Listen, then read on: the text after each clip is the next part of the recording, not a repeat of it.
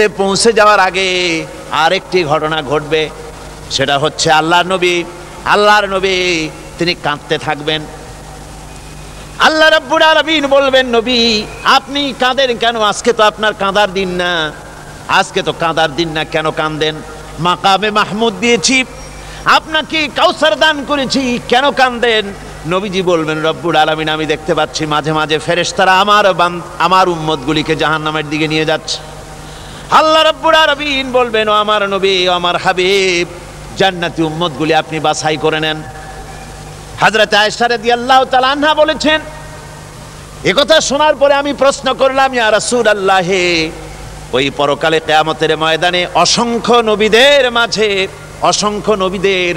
অসংখ্য উম্মতের মধ্য থেকে আপনার জান্নাতি উম্মত আপনি কি করে বেছে নেবেন?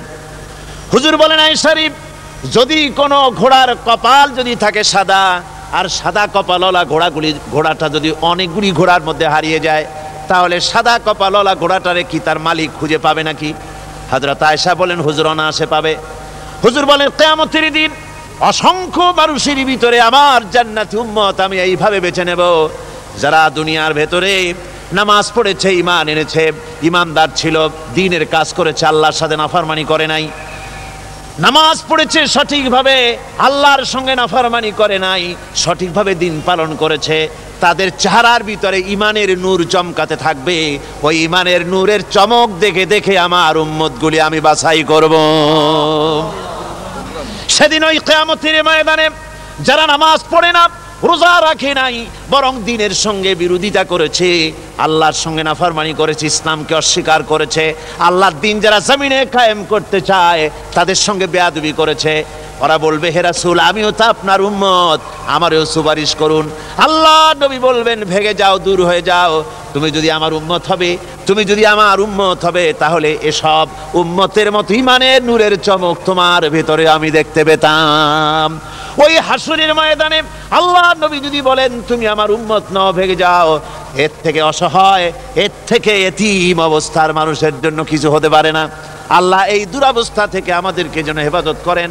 আল্লাহ রব্বুল আলামিন যেন আমাদেরকে নবীর সুপারিশ কিয়ামতের দিন আমাদের জন্য নসিব করে দেন। জোরে বলেন আমিন। হায় আল্লাহ পাক, বিশাল জনসমুদ্র নিয়ে কোরআনের কথা আলোচনা করেছি, দরুদ ও সালাম পড়েছি, মেহেরবানি করে দরুদ ও সালাম টুকুন হুজুরে পুরনূর সাল্লাল্লাহু আলাইহি ওয়াসাল্লামের রূহ মুবারকে পৌঁছে দাও। तमाम पृथिवीर माटिर नीचे যত মুমিন মুমিনাত শুয়ে আছে তাদের আরোয়ার পরে সওয়াব পৌঁছে দাও। আমাদের মা বাপ যারা কবরে শুয়ে আছে তাদের রুহের পরে সওয়াব পৌঁছে দাও।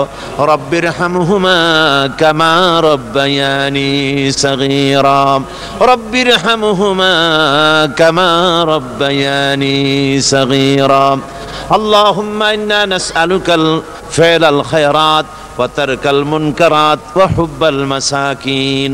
اللهم اعز الإسلام والمسلمين، اللهم اهلك الكفرة والمبتدعة واليهود والهنود والمشركين، اللهم شتت شملهم، اللهم مزق جمعهم، اللهم دمر ديارهم। রব্বুনা রবিন, এ মাহফিলে যত লোক উপস্থিত হয়েছে আমরা জীবনে যত গুনাহ করেছি মেহেরবানি করে আমাদের জিন্দেগীর গুনাহ খাতা মাফ করে দাও।